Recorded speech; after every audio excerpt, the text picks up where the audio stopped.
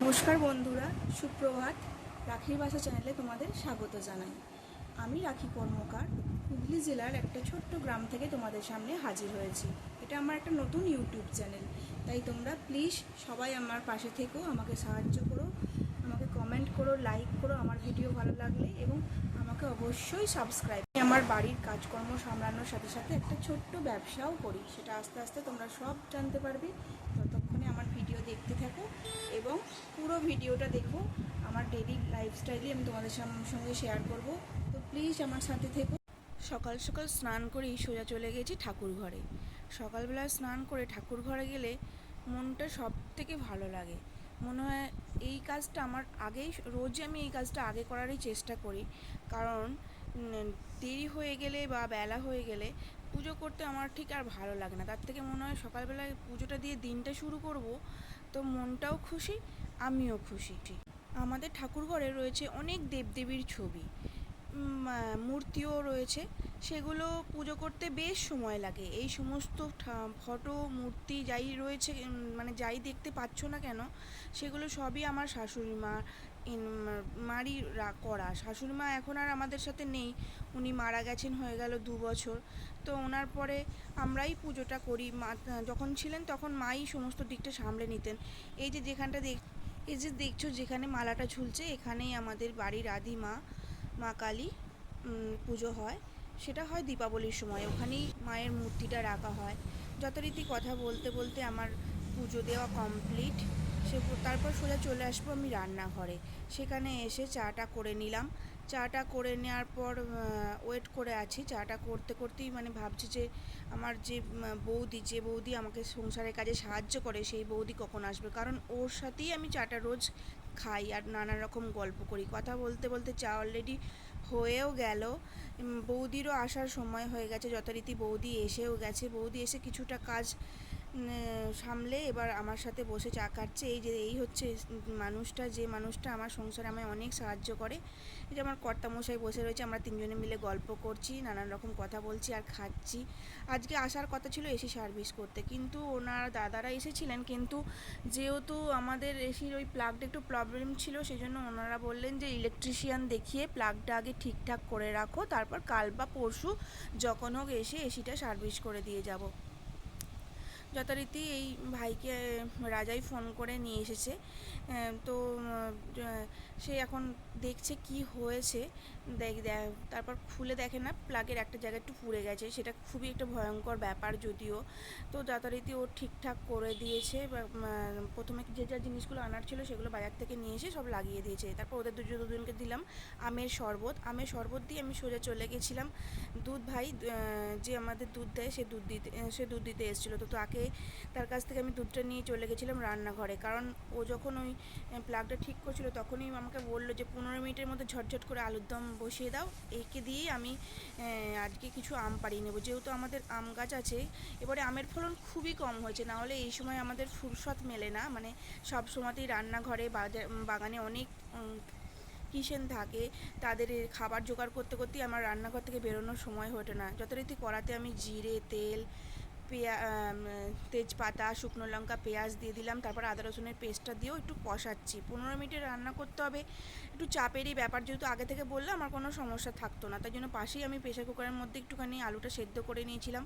এটা কষানো হয়ে যাওয়ার পর এর মধ্যে আমি হলুদ, লবণ, একটু সামান্য স্বাদ মতো 2-4টে চিনির দানা, একটু লঙ্কা গুঁড়ো দিয়ে আলুগুলো ঢেলে দিয়েছি। যথারীতি আলুর দম কমপ্লিট।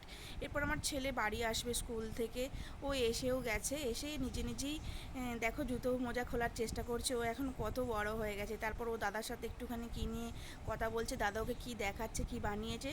তারপর ওকে বললাম একটুখানি গ্লুকন-ডি খা, কিন্তু ও খেতে চাইছিল না। এই প্রচণ্ড গরমে একটু আধটু এগুলো না খেলে হয়।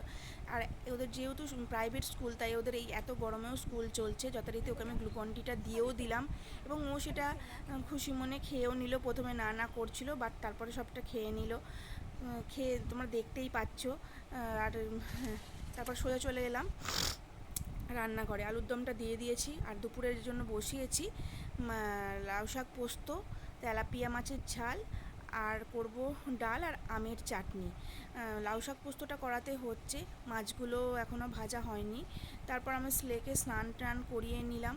এই কয়েকদিন আগে গেছিলো ওর বার্থডে, তো সেই আবার বার্থডের গিফটগুলো নিয়ে বসে দিয়েছে ওর মামা, গাড়িটা দিয়েছে ওর জেম্মা, এছাড়া অনেকে টাকাও দিয়েছিল। তারপর আমার মেয়েও চলে এসছে স্কুল থেকে। আর ওর আজকে ছিল ওর এক্সাম, ছিল উইকলি টেস্ট ছিল। তো উইকলি টেস্টে কেমন হয়েছে সেই নিয়ে ওর সাথে কথা বলছি। ও বলছে মা আমার হিন্দিটা নিয়ে যেহেতু একটু ভয় ছিল, বাট হিন্দিটা ভালো হয়েছে। তারপর সোজা ওকে একটুখানি জল দিলাম, ওকেও একটুখানি আমের শরবত রেখে দিয়েছিলাম, দেওয়ার পর সোজা আমি চলে গেছি রান্নাঘরে। রান্নাগুলো আর দেখানো হয়নি, একদম কমপ্লিট করে ফেলেছি। ডাল, চাটনি, মাছের ঝাল, শাকের পোস্ত, আর রয়েছে হাঁড়ির মধ্যে ভাত। তারপর আমি সেখান থেকে ফিরে আসলাম মেয়েটার জন্য একটু দই চিড়ে নিয়ে ওকে ঘরে দিতে চলে এসেছি। তখন ও স্নান করেনি, ও এসেই একটুখানি নেক্সট পরীক্ষার জন্য দেখছে। পরের দিন পরীক্ষা আছে ম্যাথ, সেটা নিয়েই বসেছে ও যেহেতু। তারপর আমি সমস্ত কাজ কমপ্লিট করে নিয়েছিলাম। কমপ্লিট করে ওর কোয়েশ্চেন পেপারগুলো দেখছি, যেহেতু স্কুল থেকে আসার পর আর দেখার সময় হয়ে ওঠেনি, তখন রান্নাগুলো বাকি ছিল, তাই সমস্ত হাতের কাজ কমপ্লিট করে আমি দেখতে চলে এসেছি। ওর সাথে আলোচনা করছি কোনটা কী লিখেছিস না লিখেছিস বা কী ভুল হলো। তারপর ওকে দিয়ে দিয়েছিলাম দুপুরবেলার খাবার। এই খাবারটা যদিও আমি বানাইনি, ওর জেম্মা ওকে কালকে দিয়ে গেছিলো, তো সেটাই ও খাচ্ছে, বিরিয়ানি, চিকেন চাপ আর পায়েস। আর আমি ওকে বললাম তুই তাহলে এটা এখন খেয়ে নে, আর দুপুরের খাবারগুলো পরে খাবি। যথারীতি আমরাও খাওয়া দাওয়া করে নিয়েছি, খেয়ে দিয়ে চলে এসেছি শুতে। ও বলছে আমাকে ভিডিওতে নিয়ে এসো না, আমার খুব আনইজি লাগছে, ওই জন্য একটুখানি আমার সাথে খুনসুটি করছে। তারপর আর ওর ভাই রয়েছিল ওদের জেমাদের ঘরে, তো আমি ওকে বললাম যে ভাইকে নিয়ে আয় এবং বালিশগুলো পাত, এবার আমরা একটুখানি রেস্ট করি। তো চলো আমরা একটুখানি শুয়ে পড়ি। তারপর দেখা হচ্ছে সন্ধ্যাবেলায়।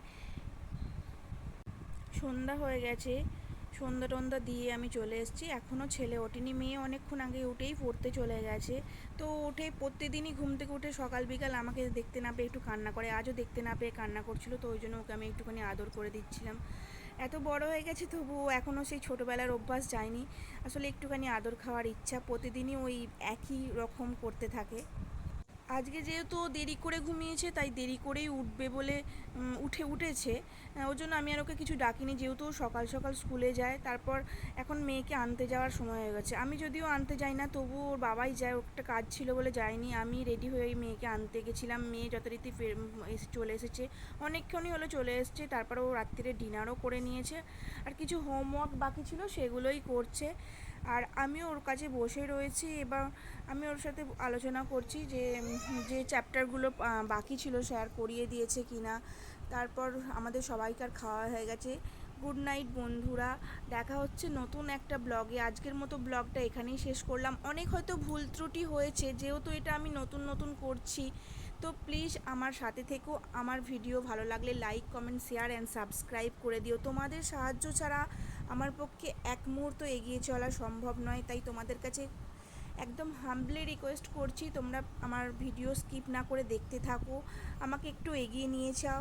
দেখা হচ্ছে নতুন কোনো ব্লগে, ততক্ষণে তোমরা যে যেখানে আছো ভালো থেকো, সুস্থ থেকো। আজকের মতো টাটা। আবার আসছি কালকে একটা নতুন কোনো ব্লগ নিয়ে।